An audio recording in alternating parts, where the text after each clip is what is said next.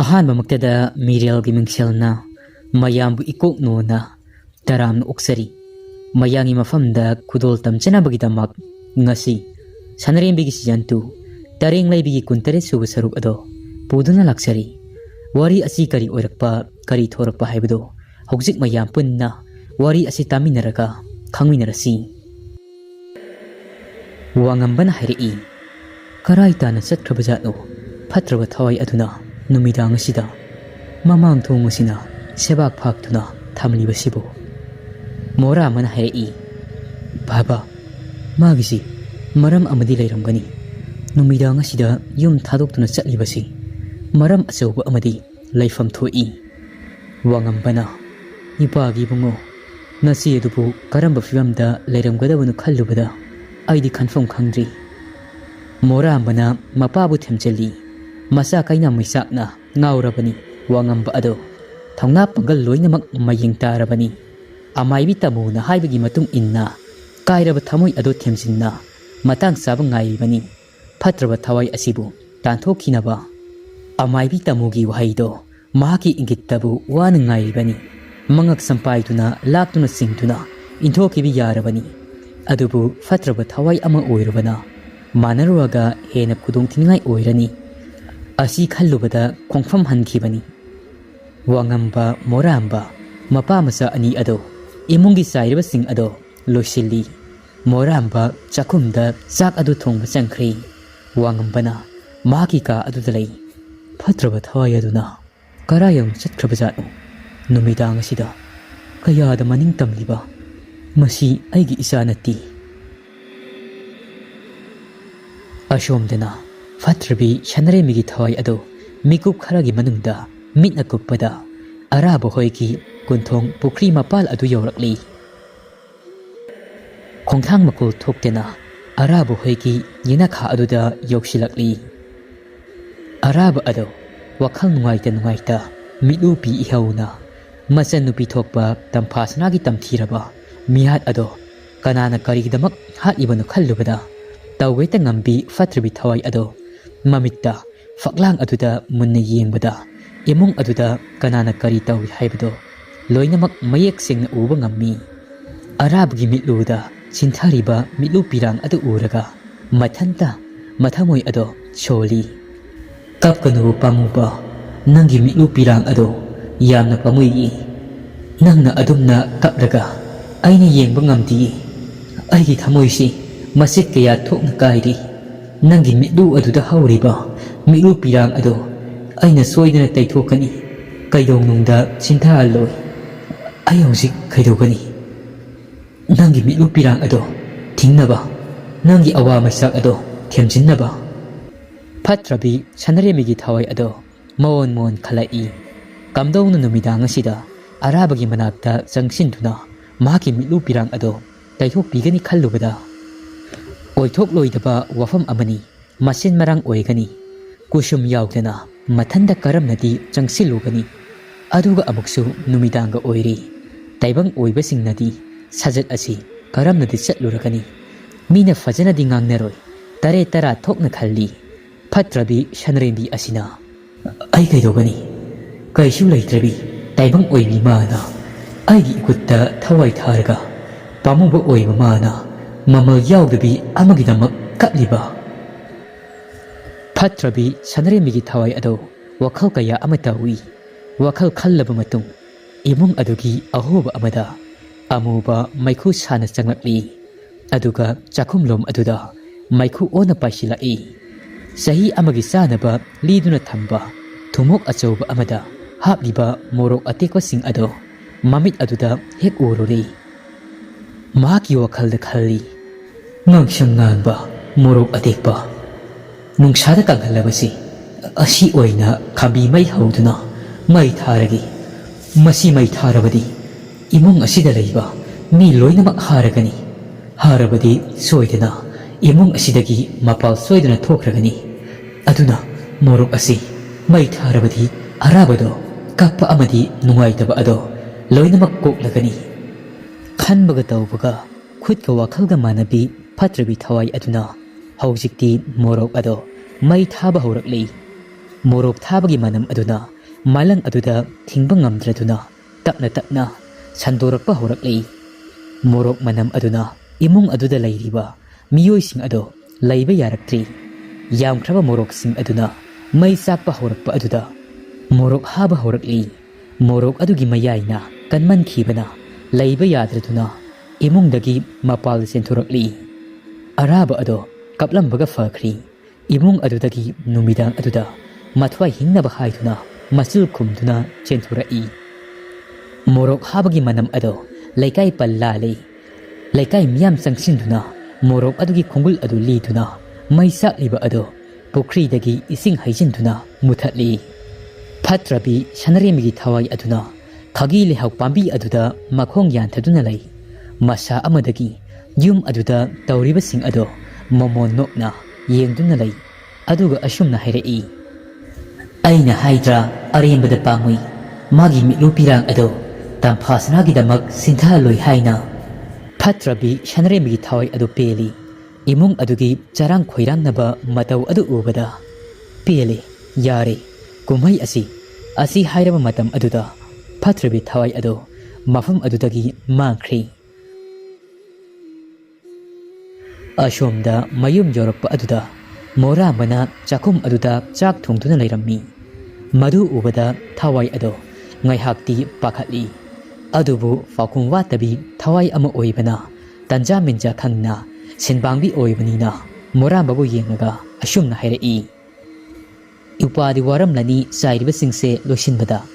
asida nattena numidangi tara saksu ipana thonglamli mora mana hairei wadi da isi gi mateng pangbu kaino aina halakpada yumsi mamang thongasi sebak phaktuna leirammi pabusu kuidrida halakhibado ado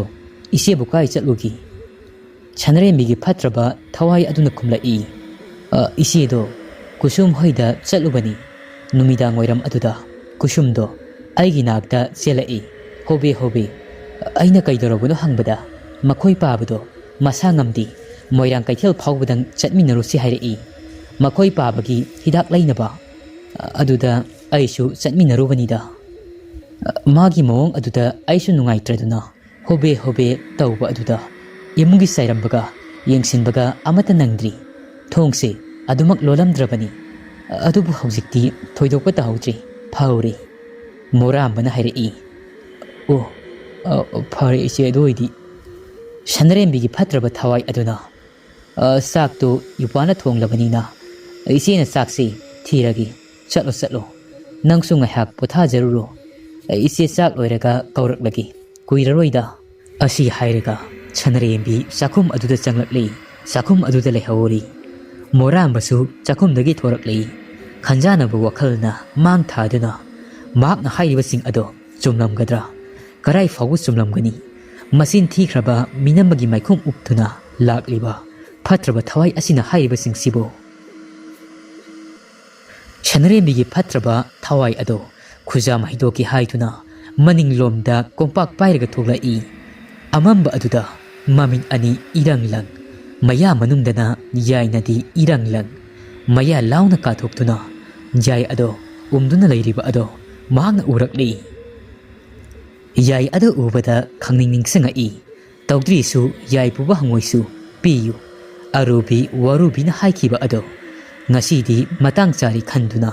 makhoi aumgi ningba ado thungnaba haituna yai puba hangoi asidagi pharaga makhut asina hangoi asige maya manung aduda thinjintuna umliba langtrik langba yai asi lauthoklagi khalli aduga makhoi gi mafamda sinaragi ningli thau asidaga panglabadi unwaibak yanglagani aduga usiki mamitta sadanbana tena tambagumna phatrabi thawai asina arababu fanaba yaraulang adu thaklagi khalli makhoi gi mathauga mahaki mathauga yetsinba asi leiriba asi leidnaba haituna hotnaragi ningli masigi mathau asi panglabadi masi pangnabadi yari phatrabi sanaremigi thawai ado kompak adu lamyai aduda thammi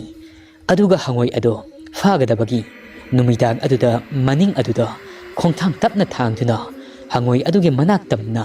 fagadabagi changsilai hangoi nangbu nungsibi Nura Ponchenbi inga nong haugadabsu wali ingen kum khaigadabsu wali karigino nangna inga tha asida ngaingamda irang kaithel kariba asi hairaga phatrabi Sanarembi thawai ado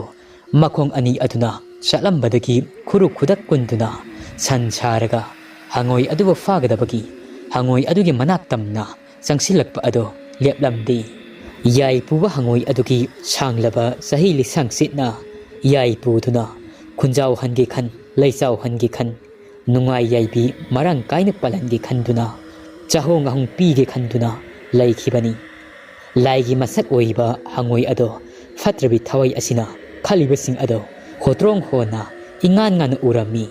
mabu fagadabagi ta tawduna hauribani haiba ado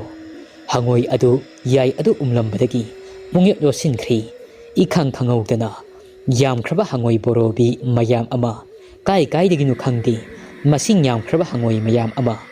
yai puba hangoi ado ikoi kosinuna laikhri matau adu ubada fatrabi Sanarembi thawai ado masing mason kangbe helakli ningkhrabadi hongandabi thawai ama oibana maki hongnabi ado fangdri fawa tanagani maki makut chandri fawba yai asi paidri fawba tanagani khalli hangoi adubu fagi songsilai adubu yamkhraba masing laknamdraba hangoi miyam ama oibana yai puba hangoi ado karambano khandokpa wari hangoi adubu fanglabadi lemna tokloi jongsinjuna fanaba haiduna tan khaiba horaklei Adomna tawringaida moramana makuta thawmai ama pai maningthong adomda thorakli aduga mase sabi adu yenglaga moramana asumna hairei ise nangdi aduda kaidoriba makhol ama tai haiduna thoklakpani Sanarembi phatraba thawai aduna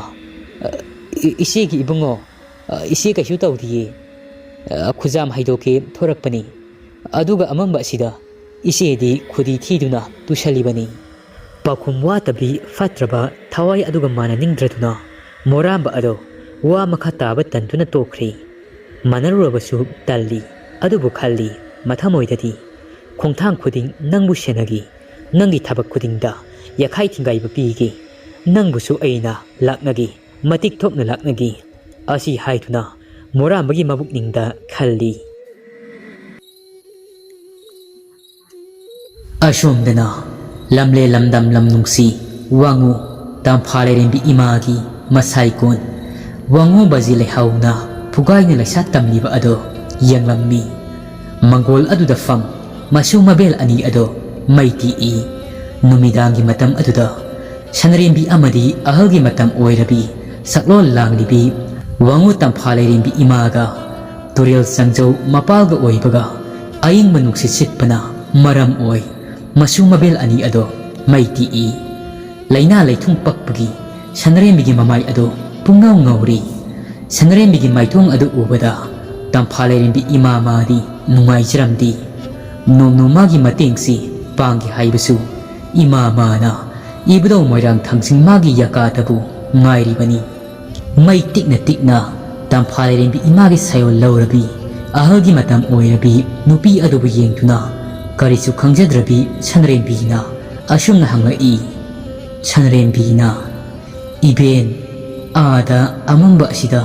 phajakraba singyagi na pomda pikna lamai sakpu uriba ase sing asibu karino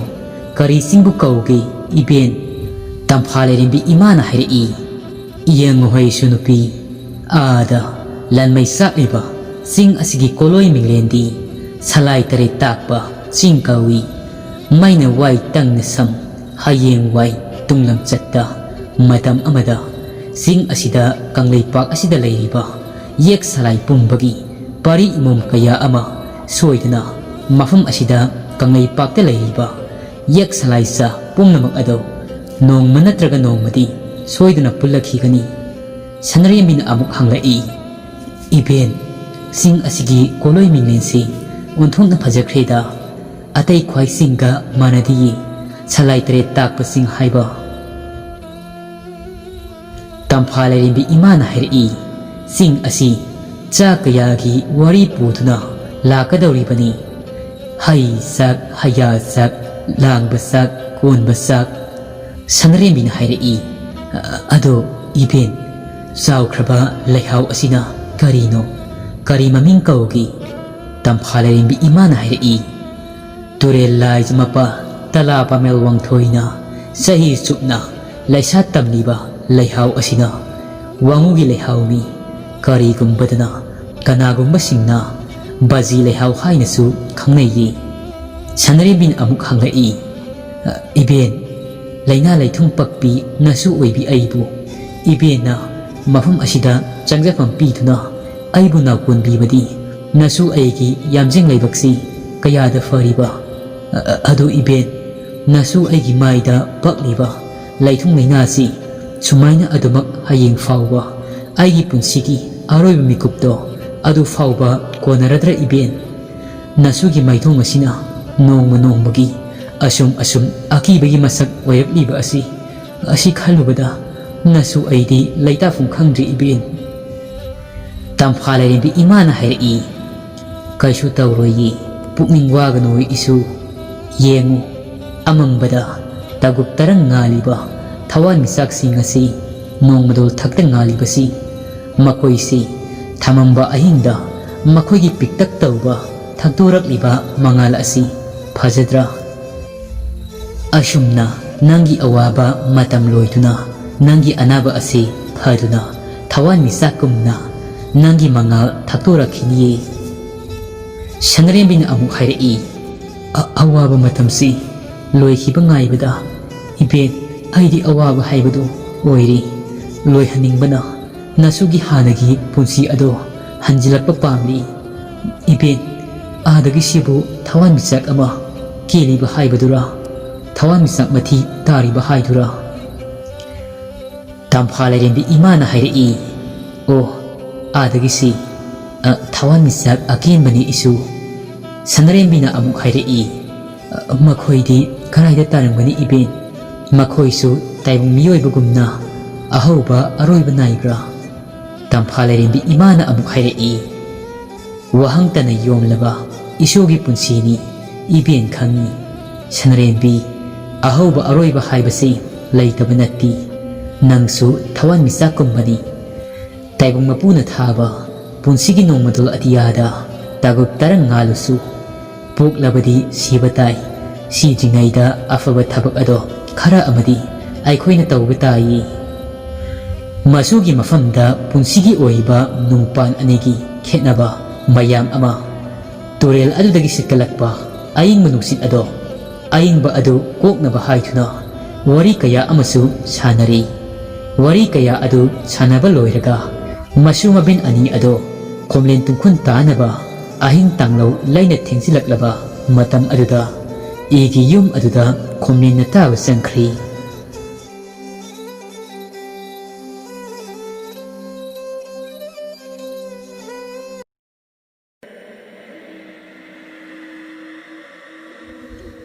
Asomdana, ahing tanglaw layna thengsilaklaba matam aduda,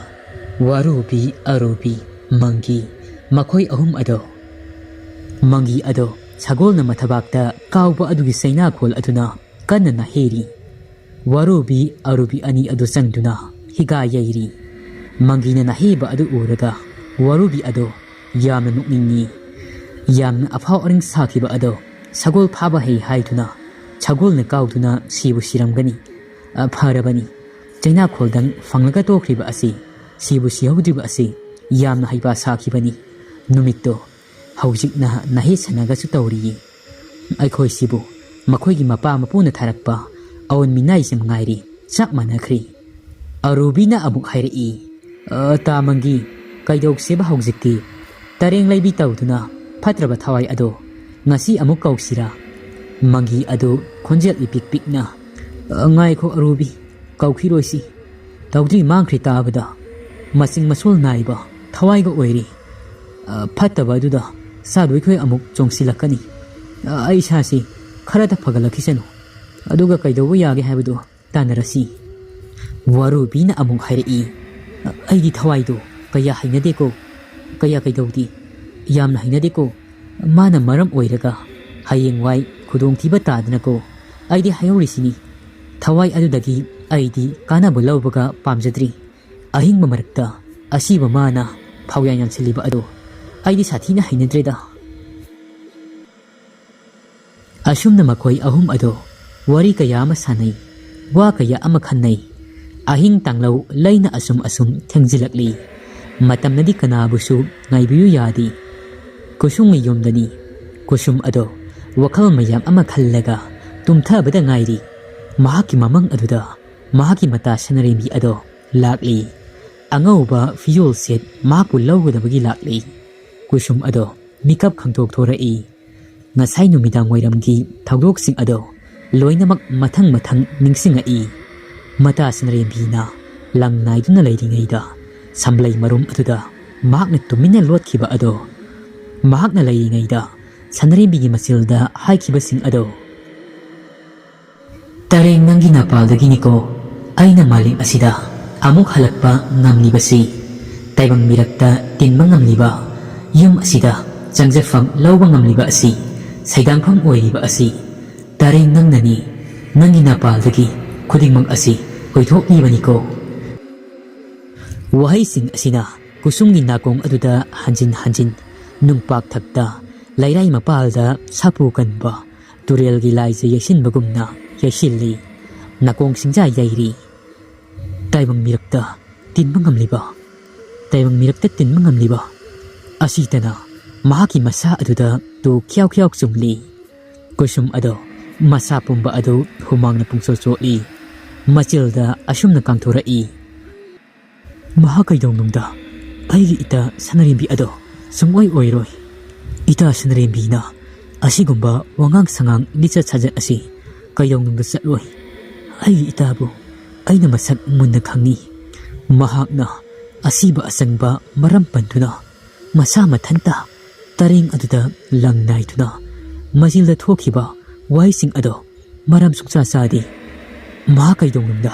ꯑꯩꯒꯤ ꯏꯇꯥ ꯁꯅꯔꯦꯝꯕꯤ ꯑꯗꯣ ꯈꯛ ꯑꯣꯏꯔꯣꯏ ꯃꯁꯤꯗꯁꯨ ꯅꯠꯇꯦ ꯑꯩꯅ ꯏꯕꯨꯡ ꯑꯔꯥꯕꯒꯤ ꯃꯊ꯭ꯋꯥꯏ ꯅꯨꯡꯉꯥꯏꯇꯦ ꯍꯥꯏꯅ ꯍꯥꯏꯕ ꯃꯇꯝꯗ ꯑꯃꯗꯤ ꯃꯁꯤꯗꯁꯨ ꯅꯠꯇꯦ ꯑꯩꯅ ꯏꯕꯨꯡ ꯑꯔꯥꯕꯒꯤ ꯃꯊ꯭ꯋꯥꯏ ꯅꯨꯡꯉꯥꯏꯇꯦ ꯍꯥꯏꯕ ꯃꯇꯝ ꯑꯗꯨꯗ ꯑꯃꯗꯤ ꯇꯝꯐꯥꯁꯅꯥꯒꯤ ꯃꯤꯁꯤꯒꯤ ꯃꯇꯥꯡꯗ ꯋꯥ ꯀꯥꯡꯊꯣꯛꯂꯨꯕꯗ ꯃꯇꯝ ꯑꯗꯨꯗ ꯃꯍꯥꯛꯅ ꯇꯧꯊꯣꯔꯛꯂꯤꯕ ꯃꯑꯣꯡ ꯃꯇꯧ ꯑꯗꯣ ꯃꯤꯠꯌꯦꯡ ꯅꯥꯌꯦꯡ ꯋꯥꯉꯥꯡ ꯁꯉꯥꯡ ꯑꯩꯒꯤ ꯃꯤꯠ ꯑꯁꯤꯅ ꯎꯍꯧꯕ ꯅꯥꯀꯣꯡꯅ ꯇꯥꯈꯤꯕꯁꯤꯡ ꯑꯗꯣ ꯈꯛ ꯃꯤꯅꯝꯕ ꯅꯠꯇꯦ ꯇꯁꯦꯡꯅ ꯑꯁꯦꯡꯕ ꯉꯥꯛꯇꯅꯤ ꯑꯩ ꯀꯩꯗꯧꯕ ꯇꯥꯏ ꯑꯩ ꯃꯣꯔꯥꯝꯕꯗꯁꯨ ꯀꯨꯞꯅ ꯍꯌꯦꯡꯒꯤ ꯅꯨꯃꯤꯠ ꯑꯁꯤꯗ ꯋꯥꯔꯤ ꯁꯥꯔꯒꯦ ꯑꯗꯨꯒ ꯏꯕꯨꯡ ꯑꯔꯥꯕꯒꯤ ꯃꯐꯝꯗꯁꯨ ꯑꯩꯒꯤ ꯈꯣꯡꯊꯥꯡ ꯑꯁꯤꯅ ꯄꯨꯟꯁꯤ ꯀꯌꯥꯕꯨ ꯑꯋꯥꯐꯝꯗ ꯇꯥꯕꯗꯒꯤ ꯁꯣꯏꯗꯅ ꯀꯟꯒꯅꯤ ꯈꯜꯂꯤ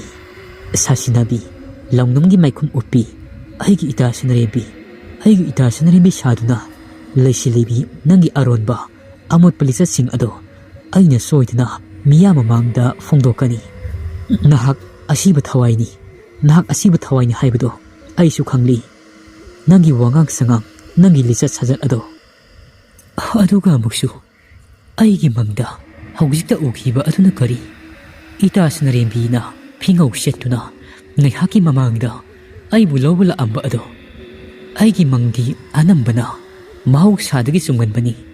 ꯇꯁꯦꯡꯅ ꯑꯩꯕꯨ ꯂꯧꯕ ꯂꯥꯛꯀꯗꯧꯔꯤꯕ꯭ꯔꯥ ꯑꯩꯒꯤ ꯄꯨꯛꯅꯤꯡꯗ ꯑꯁꯨꯛ ꯌꯥꯝꯅ ꯆꯤꯡꯅꯔꯤꯕꯁꯤꯅ ꯑꯩꯕꯨ ꯈꯨꯗꯣꯡꯊꯤꯕ ꯅꯪꯒꯗꯧꯔꯤꯕ꯭ꯔꯥ ꯍꯦ ꯏꯕꯨꯙꯧ ꯃꯣꯏꯔꯥꯡ ꯊꯥꯡꯖꯤꯡ ꯇꯣꯜꯂꯕꯤ ꯅꯁꯨ ꯑꯣꯏꯕꯤ ꯑꯩꯕꯨ ꯑꯃꯨꯛꯇ ꯀꯟꯕꯤꯌꯨꯀꯣ ꯐꯠꯇ꯭ꯔꯕꯒꯤ ꯈꯨꯠꯇꯒꯤ ꯊꯋꯥꯏꯇꯕꯨ ꯀꯟꯕꯤꯌꯨꯀꯣ ꯑꯀꯤꯕ ꯄꯥꯈꯠꯄ ꯑꯅꯤꯅ ꯀꯨꯁꯨꯝꯒꯤ ꯃꯁꯥ ꯑꯗꯣ ꯊꯨꯝꯍꯠꯂꯤ ꯈꯪꯍꯧꯗꯅ ꯃꯃꯤꯠ ꯑꯗꯣ ꯍꯦꯛ ꯎꯏꯁꯤꯟꯕꯒ ꯏꯕꯨꯙꯧ ꯃꯣꯏꯔꯥꯡ ꯊꯥꯡꯖꯤꯡ ꯑꯗꯣ ꯃꯆꯤꯜ ꯑꯗꯨꯗ ꯁꯣꯜꯂꯤꯉꯩꯗ ꯃꯃꯤꯠ ꯑꯗꯨꯗ ꯏꯕꯨꯙꯧ ꯃꯥꯒꯤ ꯍꯔꯥꯎ ꯆꯛꯆꯠ ꯇꯝꯕꯗ ꯀꯠꯈꯤꯕ ꯃꯈꯣꯏꯒꯤ ꯊꯣꯡꯖꯤꯟꯗ ꯊꯦꯠꯄ ꯀꯥꯡꯖꯩ ꯀꯥꯡꯍꯨ ꯑꯗꯣ ꯃꯃꯤꯠꯇ ꯎꯔꯛꯏ ꯀꯥꯡꯖꯩ ꯀꯥꯡꯍꯨ ꯑꯗꯨ ꯃꯈꯨꯠꯅ ꯇꯥꯞ ꯂꯥꯎꯅ ꯄꯥꯏ ꯑꯗꯨꯒ ꯉꯥꯏꯍꯥꯛꯇꯤ ꯋꯥꯈꯜ ꯇꯧꯏ ꯀꯨꯁꯨꯝ ꯑꯗꯣ ꯂꯥꯏꯕꯛ ꯊꯤꯕꯤꯅꯤ ꯃꯃꯥ ꯂꯨꯈ꯭ꯔꯥꯕꯤꯒꯗ ꯂꯩꯕꯅꯤ ꯌꯨꯝ ꯑꯁꯤꯗ ꯇꯔꯛ ꯂꯩꯖꯕꯅꯤ ꯐꯠꯇ ꯅꯨꯡꯗ ꯑꯍꯤꯡ ꯑꯁꯤꯗ ꯊꯣꯛꯂꯕꯗꯤ ꯀꯝꯗꯧꯕ ꯑꯗꯨꯅ ꯆꯦꯛꯁꯤꯟꯗꯕ ꯌꯥꯗꯕꯅꯤ ꯏꯕꯨꯙꯧ ꯃꯣꯏꯔꯥꯡ ꯊꯥꯡꯖꯤꯡꯒꯤ ꯃꯈꯨꯠꯁꯨ ꯀꯥꯡꯖꯩ ꯑꯁꯤꯅ ꯃꯍꯥꯛꯀꯤ ꯄꯨꯟꯁꯤ ꯑꯁꯤ ꯀꯟꯅꯕ ꯉꯥꯛꯂꯧ ꯑꯣꯏꯔꯒꯤ ꯂꯦꯞꯂꯤ kusum adu masil aduda soli karigi ngasi ahing asibu aina asuk yamna langtaknaribasibu aibu asumba ama khangtokpuna sungbadra ita sanarembi oidi haibado aigi pukningda singnariba samamnariba ngasigi ahing asida laikhai amatadi taningkhreda aibu miyoi kiyagi pusi ai kandaba yadi akiba tojungba thadokpatai ai ngasigi ahing asida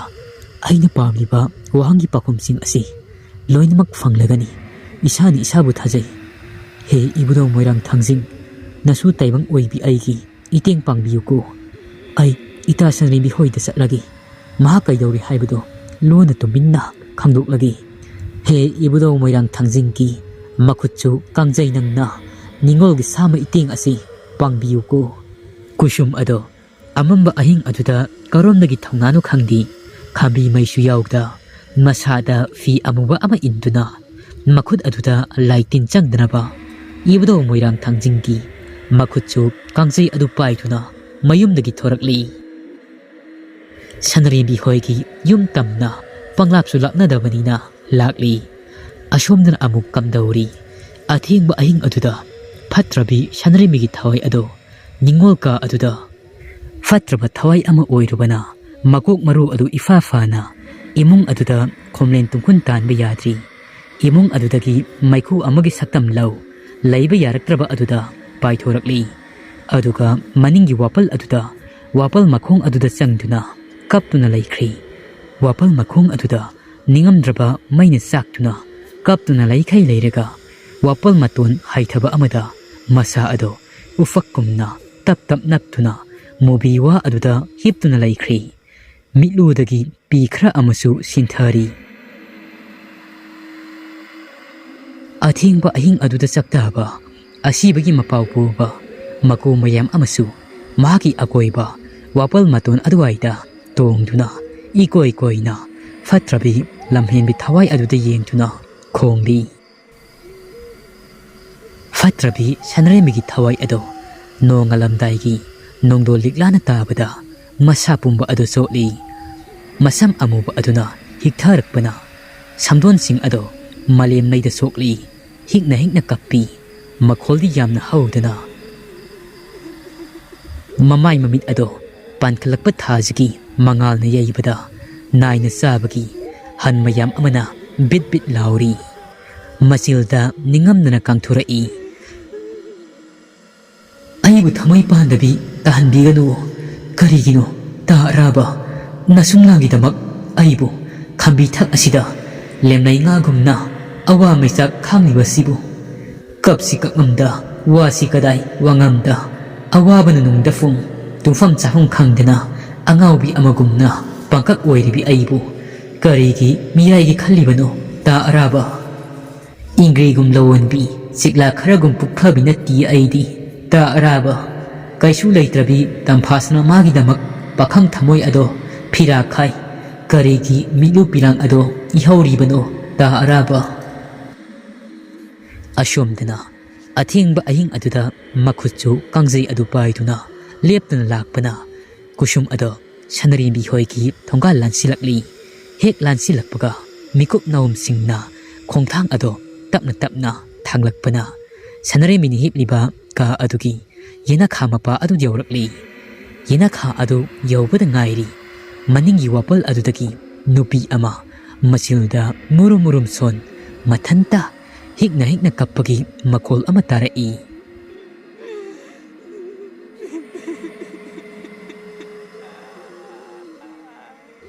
wari sigi kuntare suba saru ado matang loisari